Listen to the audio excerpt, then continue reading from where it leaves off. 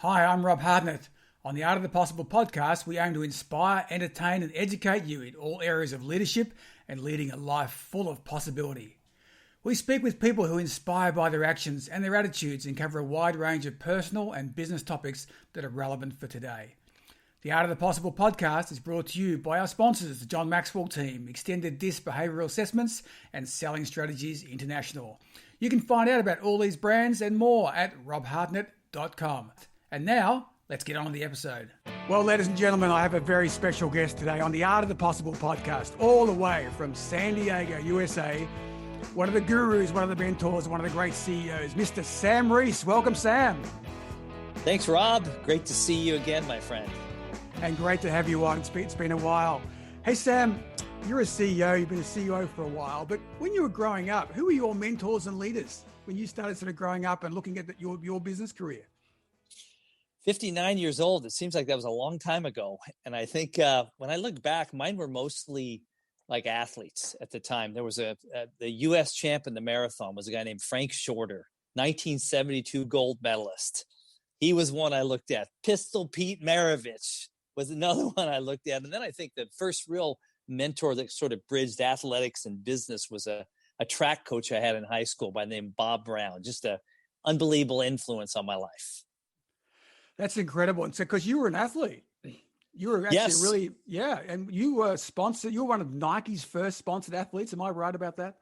It's a long time ago, but yeah, I think they were sponsoring people, but 80 was my first one. Then 82, I had a real contract with him long time ago. But yes, and that's all really I ever wanted to do was I only had one goal, and that was, I know you're a sportsman as well. I just wanted to be the Olympic champion in the 5,000 meters. And I never thought that wouldn't happen, until I couldn't do it anymore. And then I'm like, I guess it's not going to happen. But I had no other backup plan at that time.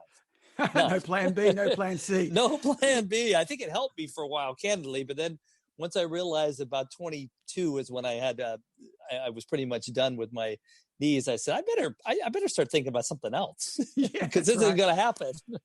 It's typically health, isn't it? It's all going well until the health thing comes in, and I think that's a great one. We'll talk about a little more.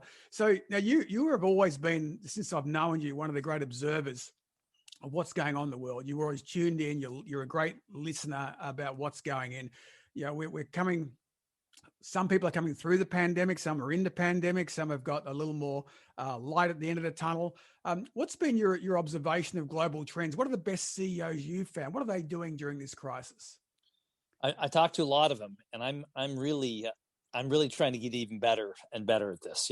I've always tried to listen. I've always had really smart people like you around me who I can listen to. But I think like right now, what I'm seeing more than anything is smart CEOs are just respecting individuals. It's a very strange thing, but like now it's not just politics and religion, it's health too. All three of them, those are beliefs. And I'm giving people the space to have their beliefs, making sure that you accommodate whatever those beliefs are, not trying to tell people how to think. These are the ones I've seen struggle when they say, like, I'm telling my people they shouldn't be afraid of this, or I'm telling my people they should. You just give them space to think. I think that's really important. What I also see is I just see the smart CEOs know right now is the time to get close to customers and close to your people. There will be a talent war coming. We got to keep our best and brightest. Otherwise, when things change, they'll be gone. We got to stay close to all of them. I think that's wonderful, Sam. I think that is so important. And it's really interesting. I'm seeing the best sales leaders, especially, are spending time with customers. They're spending time with their people who are close to customers. There's a whole bunch who are just getting caught up in internal meetings and endless Zooms, and they're actually getting further away from customers. Are you noticing that as well? Some are actually going close, some are going the other way. I am. In fact, I keep battling ourselves in our own company. There'll be some great ideas, and I'll stop and go, but that's a great idea. Is this what our members want? Is this, no, let's keep talking to them. It was so interesting. What we found during the pandemic is we thought we had to go do all this innovating. And then instead, all we had to do was listen because they were innovating. And then we were just catching it up and then operationalizing it. But you got to stay close to that now and stay close. Like I said, your best people. What I always find interesting is people will say, well, I feel really lucky that I even have a job now. Well, whether that's true or not, the best people, they won't feel like that in a year now. And if CEOs are treating their employees like you're really lucky to have a job, they'll be surprised because those people will be gone. The best of the best, they'll have somebody else hiring them. And I just feel like that's what's on my mind is my best people I got to stay really close to. Make sure they feel important and can contribute right now. Yeah, I love that. I was listening to a very raw interview with Simon Sinek. He was interviewed by John Maxwell, and that was very raw. I mean, both of them were saying, hey, our businesses are really gone down. What are we doing? And Simon was resurrecting his business. But one of the things he said was he felt the businesses, the organizations that were doing best were the ones where they had the leaders truly listening versus hearing. He talks about that in his, I think his latest book, The Infinite Game, is incredible. We actually had John Maxwell speak to all our members about 6 months ago, and Simon's going to speak to him in January, and talk about this very topic. But like the part that I've learned from those thought leaders is listen without an agenda, listen without confirmation bias, listen by just, and I'm sure you've seen that in your career too, just like be open to just taking it in rather than how do I take it in and turn it to something I believe in. Just take it in. That's where I'm really trying to improve, because that is where the gold comes from. Just listen to them. Wow, and that's a great point. I mean, it's hard to listen, isn't it? It's hard to listen with the intentionality of just listening and taking it in. You got to have that. That's what I call listening with it's kind of listening with a growth mindset. And one of the things I did with some coaching stuff I do now. And I've seen people have great coaching plans and grow model and the rest, which I love. But one of the things as a game changer I did for a few clients, I just wrote on the very top, I said, before you do your coaching, I just tick this box for me. Have I got a growth mindset or a fixed mindset about this person? Yes or no? Love it. Yes or no? And so many people went, oh my God, I have a fixed mindset that I kind of know what they're going to say. I'm going to take it in, but I'm hearing, but I'm not listening. And I think it's sometimes we need these prompters, because what you just said is fantastic, but gee, it takes some practice, doesn't it? It's hard. Yeah. I think one of the things I learned early on in management that didn't, like I started with British Telecom many years ago. They had this incredible management training, and they had this whole course that was it talked about focus on the situation, not the individual. And it was all about, and at the time it made a little impact, but over my career, more and more, I'm like, I got it. Like every time I just think it's the individual, then I got assumptions. I have fixed mindset instead of just be open. And you find with younger leaders, what I find, especially ones trying to drive their own agenda, their listening is so selective. It's complete confirmation bias. They go down the wrong path.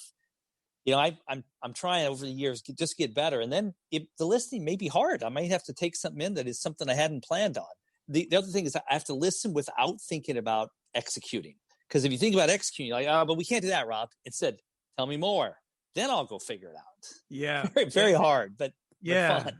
I think that's true. And it's also true for different styles. I mean, I do a lot of stuff around the extended disc and disc modeling, and it's fantastic. I'm doing a leadership program now, and it's just been it's like a revolution for these guys. And these are seasoned professionals, but they're just, for those, DI type drivers, who want to get it done. There's execution people. And my sort of segment is concluder. I'm a concluder, Sam. That means like, I like to get it done and get it fixed. Right.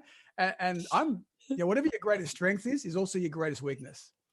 Oh yeah. Especially, hopefully that's, you've thought about that, because I've had that same challenge. That doesn't work in our personal lives, by the way. Hey, let me fix that for you, honey. And I don't want that fixed. I just want you to talk. I just want you to listen.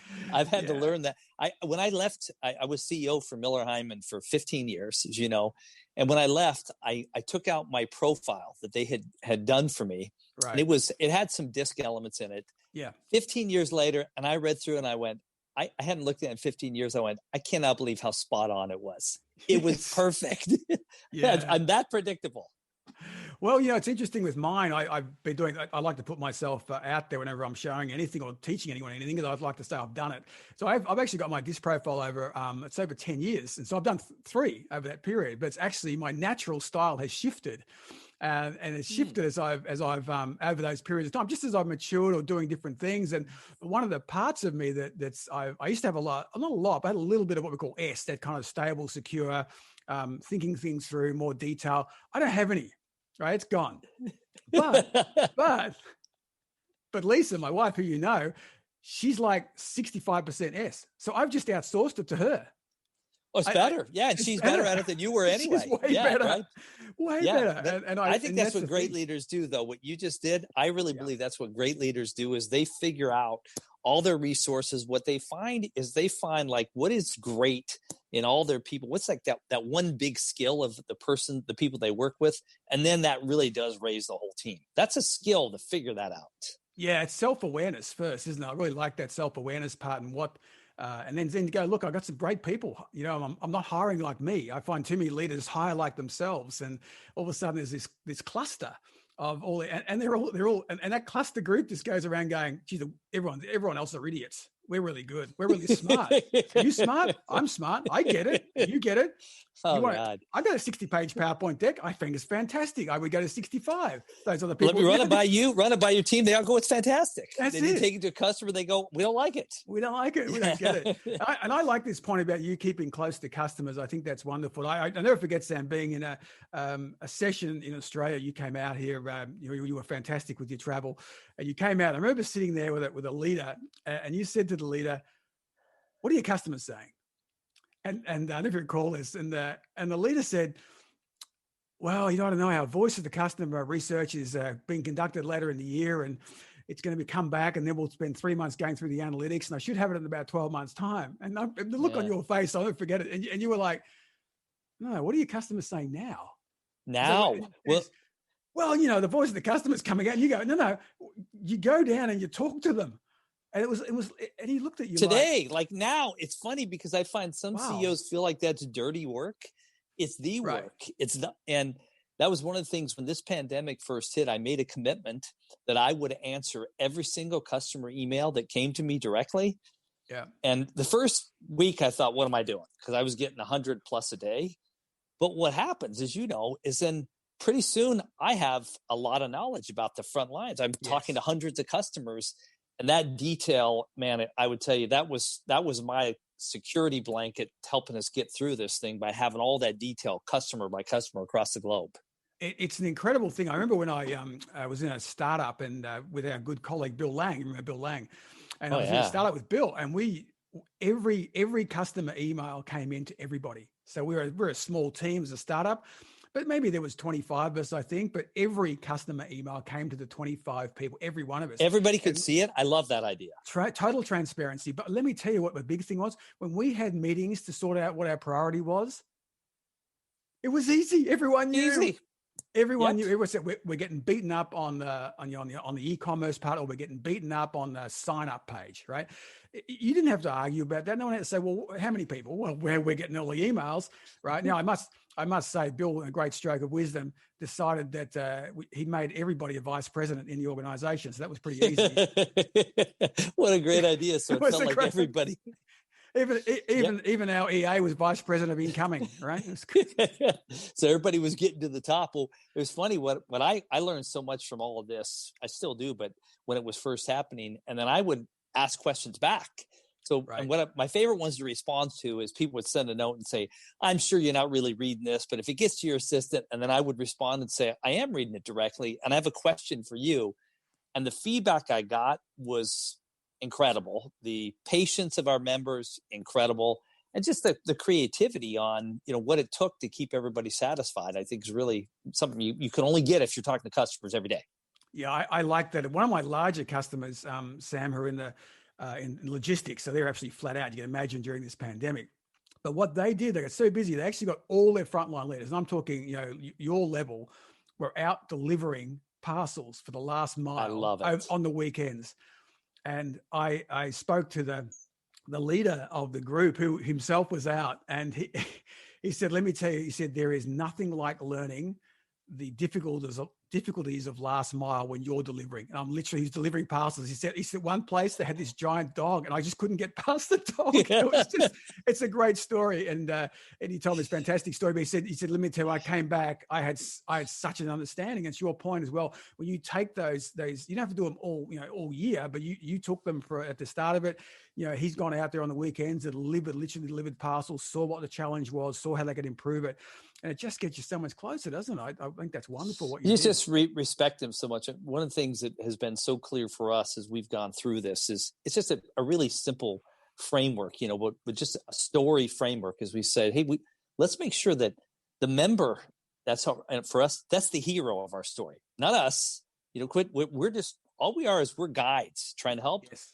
But that's the hero. And I think that's one of the biggest things we've really seen, making sure with our messaging that's how we pivot in the world. Is like, all the things we're doing are great, but only because our members are great, right? Yes. That's a whole story. And I think sometimes when you're a company, you have a lot of success like we have, or companies you're talking about, it's easy to start talking about yourself. That's not important, and it's not interesting. What's interesting is what your customers are doing to change the world. And then, you take pride because you get to help them. And that's really fun. Yeah. It's been a big aha for us. It's a really great idea. It's the customer success, that focus on it. What do you, I think one of the interesting things, you talk about talent before and that war for talent, which I agree with. Do you think going forward though, that leaders are going to actually spend more time on recruiting talent that's actually has resilience and agility are going to be, key factors? Oh, yes. Yeah. In fact, I just wrote an article for a small publication here about resiliency, because I just feel like that is the thing we're looking for now.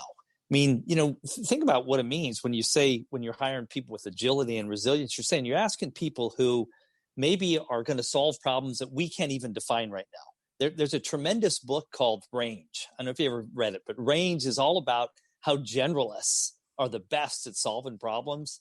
Right. That's what we're thinking about at Vistage, is how do we find these generalists, people that have done all sorts of different things. They've sold, they were engineers, delivery men, whatever. How do we understand that, find those people so we can bring them into our organization? And then when you switch the organization around, when you have to pivot, they are not panicking about, what their job is, what their role is. They just are leaning in to help. Resiliency is going to be, I think, the number one factor. I know it is for us, but I think that's what people are looking for.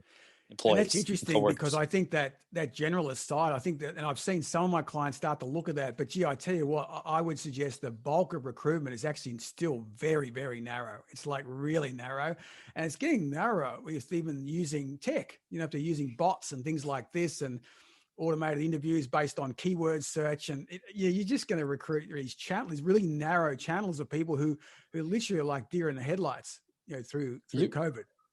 Yeah, whenever, I rejected because I know there's great technology and there's a lot of things happening with digital technology. They're really exciting right now because sales and marketing are coming together.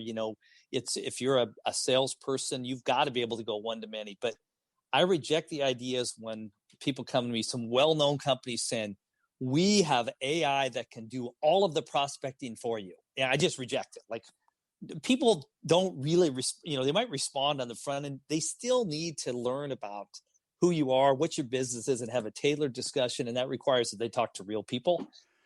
But I know there's a lot of people that believe that, boy, we could just automate everything with tech. It's not that simple. No, I don't think so. I think it's getting improved. And what I'd like to see in sales tech is just taking a lot of the hack work away. And I think there's some really nice solutions out there now that make key account management easier, that make opportunity management, just take away account-based marketing. That's really kind of positive stuff. Yes, I think there's some good stuff in that space. So I think the other interesting part, I think Gartner put it out recently. They said something like 88% of B2B buyers rate the information they're getting as unbelievable. Like it's really high quality. Yeah. They can't make a decision now because it's so good, right? So what they're looking for is someone to make sense of what they've got and to connect it to the problem they have. And they said that the information, the data, the credentials, the look and the feel, unbelievable. 88% said it's unbelievable. We don't know who to buy from, but it's unbelievable. And it's like what you said about the analogy we were given about the logistics company. It's that last mile, we still need a capable person who knows how to understand what a customer's needs are, how to tie the requirements to what their capabilities are. But I'm with you, is there is so much more of the sales process that can happen automated wise, serve me up good content. And candidly, as a CEO, I like it better that way. I'm not ready to have a discussion. I'll let you know when I'm ready to have a discussion. So keep giving me some information. Yes. Yeah. And that's the other big thing too, is that it was fascinating. I think that 66% of B2B buyers are saying it's actually a better experience during COVID than it was pre-COVID. I've heard Which this. is really interesting data saying actually, but it's like you, like I'm getting the information, I can work myself through it. I'm loving this. Like I'm the whole, whether I'm using WebEx, Teams or Zoom, it doesn't matter because I can bring people in. I did one yesterday where they needed me for 10 minutes, right? So I jumped in, I'm there for 10 minutes, be brief, be brilliant, be gone, the old thing. But they only needed me there for 10 minutes. And that was great for me and it was great for them. Now, Gia, if I had to fly somewhere to do that, or the whole productivity side, so I probably wouldn't have been invited if I had to do that, and I couldn't have gone. I think this has changed, Rob. I think this has changed dramatically. I don't know how often it will be moving forward that you will get on a plane, fly somewhere to meet with one person whom you already know and have a meeting. I don't know. I mean, I don't think that's going to be in my schedule anymore, right? No, I don't think so. I mean, we'll just do a Zoom call, and I walk in my office 2 to 3. Rather, I mean, that works out great. Yes, I think that's what's going to happen. Yeah, I don't think so. And so that's, and the other thing that was interesting was this swing away from it was like telephone versus these type of tools. And it was these type of tools for everything from prospecting right down to ongoing management was like, this is the way to do it. So I think the way we're doing these things is going to be just more and more of it and better and better. And better. Yeah. And we always say that like, if we were to, at the start of the pandemic, if we were to talk to we have 1,000 chairs, these executive coaches across the world. Right. If we were to have said, we're going virtual, that would have been a 5-year process to roll it out, prove it, check it. Instead, in 3 weeks, I mean, it happened. And because our members were saying, hey, we need to keep talking. This is the best way to do it. And we made the switch, and we see it as a big part of our business moving forward. Yeah. I really liked it. And I saw a great case study on Nike actually in APAC, and they were talking about their switch. And they said overnight they went from, the sales just dropped through their retailers and all the like. But they decided a couple of things. They decided we're going to go digital. That was it. And they said, done beats perfect, right? That was the other thing. Done beats perfect. And the culture will be collaborative, pragmatic, and optimistic. I just love that. I just love that. And that was their culture. And it was like mistakes are okay, but done beats perfect. This is our culture. And literally they went, and then like the Nike app collapsed, right? That they had too many people trying to get on, but they fixed it. And they said now in Asia Pacific anyway, at least that over 50% of their transactions are digital, right? For Nike gear in APAC, but they have just got the most unbelievable connections with their. They're now seeing the app, and they're now able to write to people and say, hey, Sam, you're now running 10K. We would suggest these type of sneakers. We would suggest stretching. Here's some stretching videos for you to watch. That.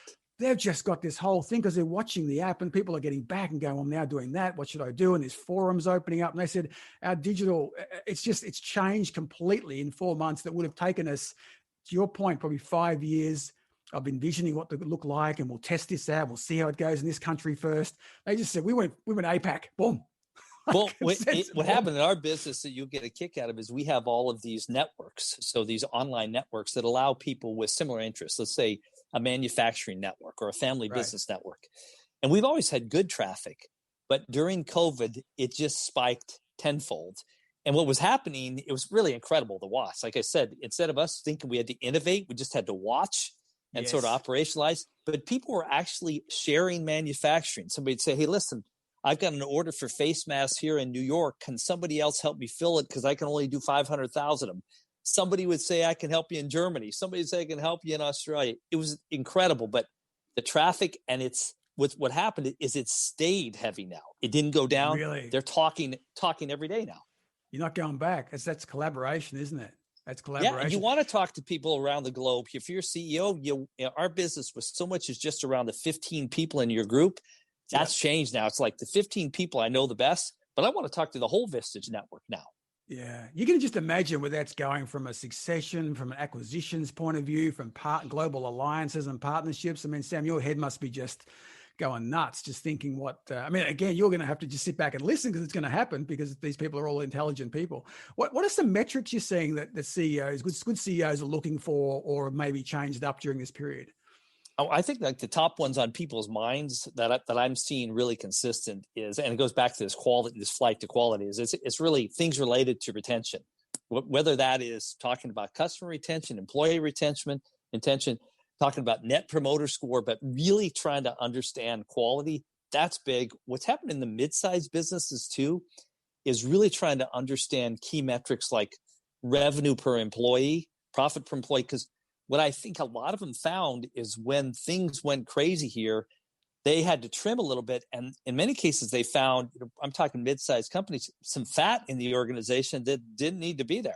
So revenue per employee is a gigantic one. And then the stuff that you are an expert on is like right now, when we talk to our members, we just did a research, like talent was number one, sales was number two, and the metrics around sales, like really understanding what happens in the velocity of a funnel, when things go in and out. That is, you're spending so much money at the top of the funnel. You got to make sure that you bring it all the way home. Those are important metrics right now. And I completely agree. And I think the other thing we're starting to see is this impact of digital. I touched on it a second ago, but how comfortable, do you think your CEOs are and your leaders are in your members with this move to digital and maybe even digital replacing, like the kind of the satisfaction of online chat has been incredible in terms of prospecting. Even what do you think the take up's going to be like, or their knowledge, or has it come too fast? Is it something they're embracing, or they're like, wow, this is like too much? I think it's more the latter, but I'm seeing people starting to embrace it more. When things started to change originally, there was a lot of pushback. Like, we are hearing a lot of things like, oh, it's not near the same. Everything's got to be face to face. Though I still need a phone call. That people are understanding that there is not truth behind that. There are other ways to do this more efficiently. Some of our most popular speakers within our system are on this very topic. And they feel like it feels real evangelical to them. They go into the session, people are shaking their heads. By the end, they're believers. And I think it's just a lot of it is just there's a lack of understanding on how sophisticated the tools are now. Like the first time I was in a meeting where we showed CEOs LinkedIn Navigator. They had no idea the power behind. You mean you go to their LinkedIn sites, you can find out who the CEOs are in the area? Yes. So I think a lot of it is just education. And then if you're an operator, you can't help but understand how efficient this can be. I do a lot of work in this space, Sam, and partner with people like Gong, Crystal Knows, and other ones. And, I love some of the stuff from Gong. One of the greatest pieces I've shared with customers and share with leaders is, and the statement is, what happens when your prospect or your customer says, let me think about it. And 90% of people go, oh, that's dead. That's gone. You've lost that. They're gone. That's history. Let me think about it, right? And the research showed that actually it increases the chance of the sale closing. Is that right? Absolutely, the data is this. And it's done because they're listening to calls. It's done on solid B2B, complex sales. When the customer says, let me think about it. Now, if the salesperson does nothing, it's gone. Yeah. But if the salesperson says, absolutely agree. I tell you what might help you out here. I've got 3 customers who are in your situation, and what they did was ABC. I tell you what, thinking about it, I agree with that. Here's a couple of websites and a podcast I'd suggest you listen to. Yes. You want to think about it? We did the same thing when we went through the same situation as you, and here's what we found, right? So when they responded and helped the customer buy with confidence, what happened was the close rate increased, but the sales cycle went longer. And that was the thing to remember, that the sales cycle went longer, but it absolutely increased in close rates when a customer said, let me think about it. But look how you addressed it. It's because when I said, if the person said, let me think about it, you got to what the real issue is. I think a lot of salespeople go, okay, call me back. I literally, just last week, I sent a note I was looking at a recruiter for a high-level job we're looking for. And I talked to 3 recruiters. I liked one of them, but she sent me back a note and she said, FYI, just want you to know we want to work with you. Let me know when you made a decision. And I really like her. So I kicked her a note and I said, give me a call. She called me up and I said, I'm not calling to give you the decision, but you should never follow up that way. You should always follow up with an idea or a thought, or what is it that I'm evaluating on? Are you interested? Yeah. Because she was afraid to ask me, well, what are you evaluating on? Then I gave her some of the feedback, because that's what we want as leaders. It's like, help me. I want to make a decision. Help me get there. Yeah. Give me some confidence. That's great research. It's really interesting. And I first saw it. Now, the other one, you'll love this. The other one I came up with was, when there's an increase in profanities from both sides, from the customer and the seller, the close rate goes up.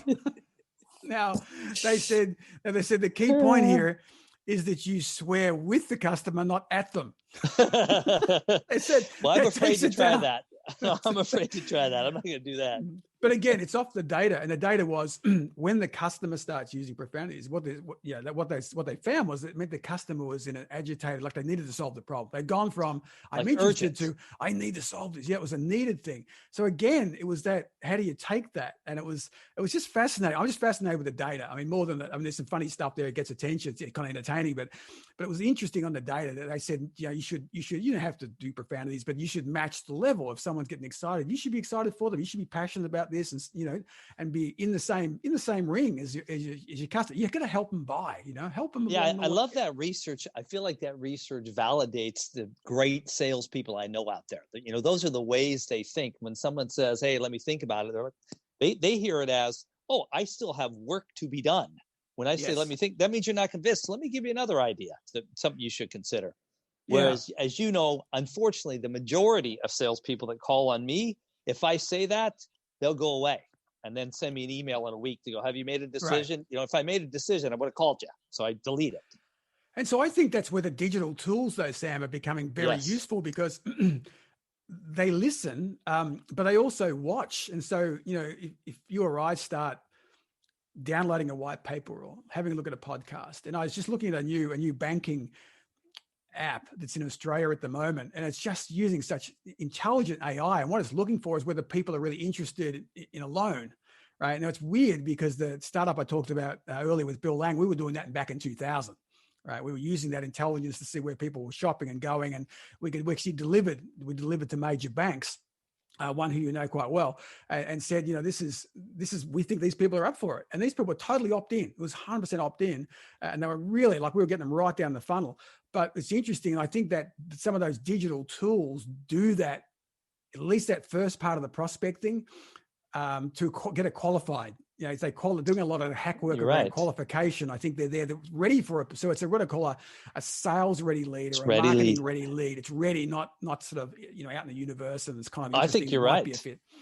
I think you're right. One of the things I see though that I think people still make a mistake on, I talk to my people about it all the time internally too, is that because somebody's interested in a white paper, because somebody wants to learn more, you still gotta let them go through their process. As you know, and so the story I give everybody internally is I say, I'm walking down the street and I'm going to buy a pair of shoes. I look in the window and I'm just walking by that day, and the salesman runs out and tries to sell me those shoes right now. What? I don't want them right now. The next day I walk on the other side of the street, and eventually I go to another store and buy those exact shoes. In other words, you got to help me, but wait till I'm ready to buy. And I find a lot of people get this thought leadership marketing, but somebody responds and then they try and sell them. You can't do that. You got to let them go through their process. Yeah, and that's that part of listening. But I just think, some of the digitization. So in terms of that, are you seeing some new roles come through here? So we'll say roles that maybe aren't in your members now, but they're now going to have to start recruiting for, whether that be people who are better at critical thinking, people who are better at data analytics, that kind of thing? Oh, yes. Yeah, I mean, we're seeing it in our own business, and we're seeing in theirs, like both of what you just said there. I think what I think is so important, this data analytics piece of it. We've got our own business intelligence team now, and just watching what's happened to this team over the 4 years I've been running the organization, from running some interesting reports to now being really like the centerpiece of where our smarts are in terms of what's happened with our customers, what's happening with our marketing. That is going to be really key, and integrating that. So it's not just sitting in IT, but that's got to be part of strategy and finance. We're having, and a lot of members are following that lead, really getting smart people to understand data. The recruiting part, when you talk about like really being able to bring the right people in the organization, I feel like this is changing dramatically. That if you as a leader are outsourcing that to HR to just do it and give me good people, you got to think differently right now. The battle, as I said earlier, for talent is on right now, and it's going to be on for the next several years. Everybody's got to get good at recruiting and finding these people that can really add value to our businesses. This is really what keeps me up at night right now, is I think about our company continuing to grow. I got to bring great people in here. Yeah, one of my leaders I worked with many years ago in the tech space, and they were just constantly in recruitment.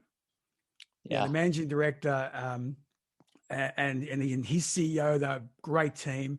And the CEO told a very wise guy, and he said to me, he said, we're just constantly recruitment. To the point that the reason he told me that wasn't to just, we're having a great conversation. He just said to me, so I want you to be on the lookout. So if you come across someone that you rate as good for our business, you tell me about that. Right. And it was fantastic. And so he was empowering us who are already there. So if you think you meet someone who's a good cultural fit, who's doing really well in their business, or maybe a little unsatisfied or wants the next step up, you let me know about that. And I just thought it was such a refreshing view to say, and his point was, he said, great people will always make us money. One of the best hires I ever made, one of the best hires, I was a young manager and I didn't have any job openings. And it was for a sales position. And the person said to me, do you mean to tell me I'm not better than your worst salesperson? And I said, no, I think you are. And he said, well, why won't you hire me then? And I remember I said, well, I don't have any openings. And he left and I thought about it. And sure enough, I hired him. He actually told me when I hired him, he said, and if I'm salesman of the year, you have to take my picture and put it on your wall. I'll be damned. A year later, it was on my wall. Top salesman in the company. Isn't that fantastic? But what a great question to ask, because what's the downside? And again, he was just proving that he was the right hire. As soon as he probably asked you that question, you knew, I got to bring this guy in. That's a great question. I was thinking as a young manager, what am I thinking? Just because I have no openings, I don't look for great people. And I think, sometimes I'd say throughout my career, I've felt like I've done a pretty good job of looking for talent. But I think like this was a wake-up call for all of us with COVID and the changes that now you really got to be on your game, because that is what's going to be the differentiator. The people we bring into our organizations are going to define the future. I like that. I'm blessed now to be doing a lot of leadership work, Sam, since you and I were together. And one of the great programs of John Maxwell's is, which I do a lot of, is called Developing the Leader Within, John's signature programs. Incredible program. I go, I wish I had this 20 years ago, because that's exactly what he talks about. You read it and you go, oh my God, But funny story about that with John, if only if you got the new version. So he rewrote it 2018. It's called Developing Leader 2.0. And he said, I went to do an update because I wrote it 25 years ago. I changed 80% of the content. Whoa. Is that right? He said, 80% of the content. He said, because I'd learned so much in 25 years. I went back to it and I go, oh my God, I couldn't believe I said that. Do I need that chapter in that? I mean, how did I get away with it? And John tells it so well.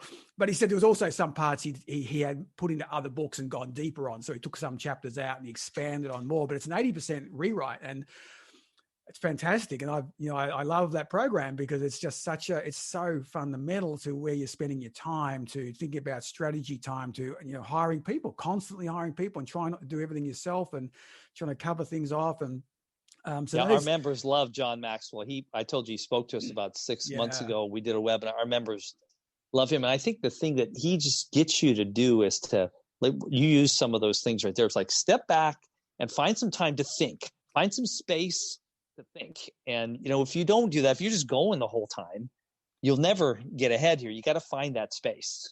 Yeah. He calls that the margin, margin in your life, finding margin. Yeah. And he's, and the crazy thing is that John will tell you he's the worst guy at margin, right? Because he just keeps on loving to do stuff. But he said, but when you do it, it's so refreshing. So I love that idea. we were talking earlier about our boys, your boys a little older than me, but a little older than my ones are, coming through there. But what do you think the world's going to look like as they're sort of doing their leadership and their careers? What do you think are going to be the big shifts between, what you went through at the age of 59 now to your boys? I talk with my boys about this all the time. 2 of them are in the professional world now. 1 of them will be soon. And I think one of the things that I believe is I just believe that the younger generation, they're all free agents. That's how they should think about it. They're free agents. And the days of when we were first in our careers feeling like, isn't it great that this company gave me a job and I hope I can hold on to it, I think that's forever changed. I think it is great people, free agents, and it's up to the companies to keep them excited and engaged. And I believe that that's what their careers are going to look like. You do great work here, you lose a little interest, you go to the next place, do great work. What was also so interesting to me that I see is companies have to make sure they really care about like purpose, mission, vision, value. Back when we were first starting out, it would be, and here's our mission, and there's our vision, and train. Now it's everything. Like they want to be connected because they're so much better at managing, in my opinion, younger generation, so much better at managing their personal lives or their business lives. We used to just, my generation was work all day and then go home, get a little dinner, sleep, come to the next. They manage all that. So they want to be happier. They want to understand it more. And so they're going to work for the companies that respect them. They're going to work for the companies that understand they need free time. And I'm going to push them to find those companies that allow that and give them a chance to contribute and be innovative. Less about the position, more about the contributions. I think that's right. And I think there's some big impacts for, some of the clients that you and I work together on, professional services, for example. A lot of the new generation, they don't want to be that partner anymore. They want to be tied down to that. They want to learn, they want to grow, they want to be great contributors, right? And the vision purpose thing. I see that more so even in Gen Z than millennials. I've seen the Gen Zs and even the ones underneath that. It's just really about, like, they don't think diversity is nice. They demand it. Right? They don't even understand how you could work without diversity. How could you not do that? To them, it would be strange. My middle son, he's 25, and he is working for a big consulting firm here. I mean, he loves the lack of titles, the lack of structure, and it's all about, this is an exciting project. I want to go work on this one. Yeah. And I'm just thinking about that rather than you're assigned to this. No, I want to be on that one. Yeah. And so you come with your energy and your excitement and your enthusiasm. It's very different. I did. I tried that view. Just let him know that I tried that when I did audit at KPMG, and it wasn't the answer I got. And but it's changed. But even, and I'm still this day, I'm literally doing some work with KPMG presently, but it's just, and a great firm, but they've changed dramatically. And, they're taking in different people and different thinking. We don't need all the thinking to be in the bubble anymore. So I think that's definitely right. I think I love the free agent side of things. And the thing that I like about also the younger group is they demand coaching. Who's going to coach you? Who's my mentor? Who's going to be my mentor? What coaching program am I on? I mean, you and I got in there. If someone offered it, we were like, wow, that's amazing. How do you spell coach again? I think they, like you said, though, what's so interesting is they want the coaching, but they actually believe in the coaching, whereas that's what's different is they believe somebody is acting in their best interest, wants to help them. Literally early in my career, I'd have to watch if somebody was coaching me, especially when I was working for Fortune 500, I'd be, is this somebody I can trust? Is someone I can't? Right. Those days are gone right now. Now, the one I would say the finance world is the one that has to catch up a little bit. They're still really specialized, kind of working in the old model. Yep. I feel like banks, private equity firms, they've got to be a little bit open to a little bit more innovative people to bring into their systems. I think so. No, I think they're getting there. And I think the rules and regulations have been switching to make them more, but I just don't think, I think their problem is going to come from what you said right up the front, the war for talent. Oh, yes. It's just not going to join them. The good people are not wanting to go there because they're going to go, well, a little bit of stigma. I think fintech's different. I think I'm seeing fintech being exciting, and there is some really interesting stuff in the fintech space. And I think that if the big, more established private equity and all more established banks and financial services companies don't get it right, that talent will just go to fintech. And I think it's a great observation. We had last year this roundtable, bunch of CEOs, and it's such an interesting but such a simple observation. And it was a great discussion. But the observation was what people want, especially the younger generations. They want to make sure that they're contributing and that their job is important. Like I say that everybody nods their head, but we haven't always thought about that. Like every person wants to know their job is important and they're contributing. As leaders, it's not that hard to take an interest in what everybody's doing and to notice and swing by and thank them a little bit. That's what they look for. They're not comfortable toiling away in a cube that nobody knows their name and they're doing a few spreadsheets. They want people to know that they're really contributing. I think that's incredibly important, and even more so when your team is working from home. Yes. Oh boy. How true is that? Just staying close to them. I'd say one other thing too is that what's really important too moving forward is making sure that we keep people balanced. Like I know a lot of CEOs are starting to realize that you can't just drive them all day, especially working from home. You want people to be balanced. You want them to turn their computers off. You want them to spend time with their families because they're actually better employees, better people versus, the 1980s and 90s was how many hours a week can you work and how dysfunctional can you be? And those would be, we'd get promoted for that.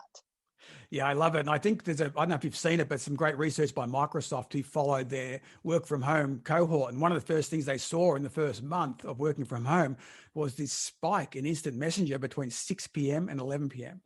We And saw they this, went, yes. whoa, that's not sustainable, but why is it happening? And it was a whole bunch of stuff around work from home, kids schooling, all sorts of stuff. But the hours were just going up and the weekends were blending in the weeks. And what they found was that it actually came down to frontline leadership. The frontline leaders who were just checking in, seeing how people had more productive, more effective people than the ones who are waiting to have all the answers, for waiting for corporate to give them the comms to do a town hall.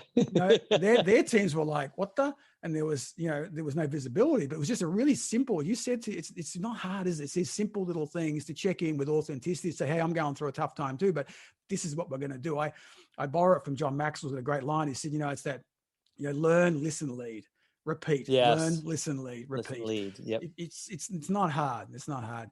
Hey, we're nearly out of time. So I got a great question for you though. If you had to go back in the time portal with me to do 15-year-old Sam Reese, what would you tell 15-year-old Sam Reese about life? I would say, good. 15-year-old Sam Reese could learn a lot about life. I could tell you that, because his only interests were running and playing basketball. So I know what I'd say is I would say, don't take everything so seriously. Enjoy the day sometimes just for what it is.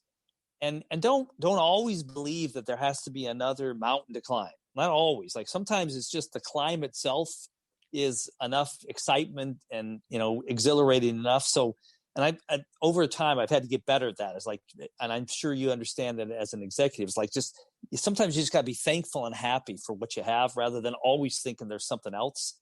That could have saved me a lot of stress in life if I would listen to somebody back then at 15. Yeah. Isn't that a great one too? Sometimes it's just, you're actually in the best moment sometimes, isn't it? It's not the next mountain. It's like you're in actually right now. And even right now, as we're speaking, it's in that moment. So I really like that. Hey, Sam, I'm learning. And it's the continual growth, isn't it? We're always learning, always. I think you got to have I am a work in mindset. progress. I'm a work in progress, but I am getting better. That's it. I'm getting better. It reminded me of the great Pablo Casals, one of the great cellists of the world. And at the age of 86, and he was well renowned. He played in front of US presidents and all sorts of stuff. At the age of 86, when a lot of people are in nursing homes and waiting for God, he was practicing 3 hours a day on the cello. And someone said to him, Pablo, why at the age of 86 do you spend 3 hours toiling on the cello? And he said, because I think I'm finally making progress. I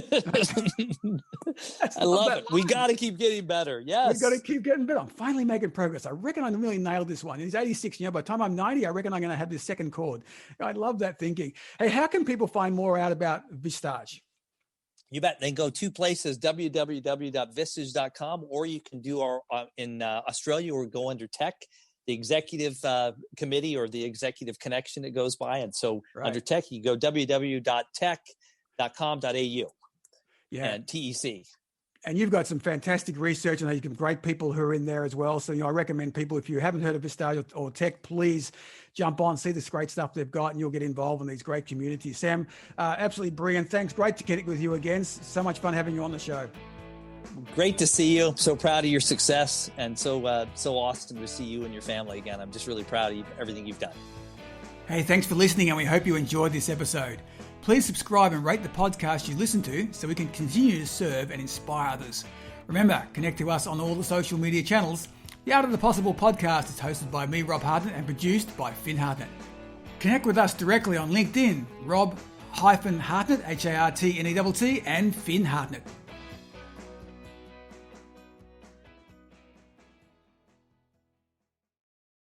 This podcast is a part of the C-Suite Radio Network. For more top business podcasts, visit c-suiteradio.com.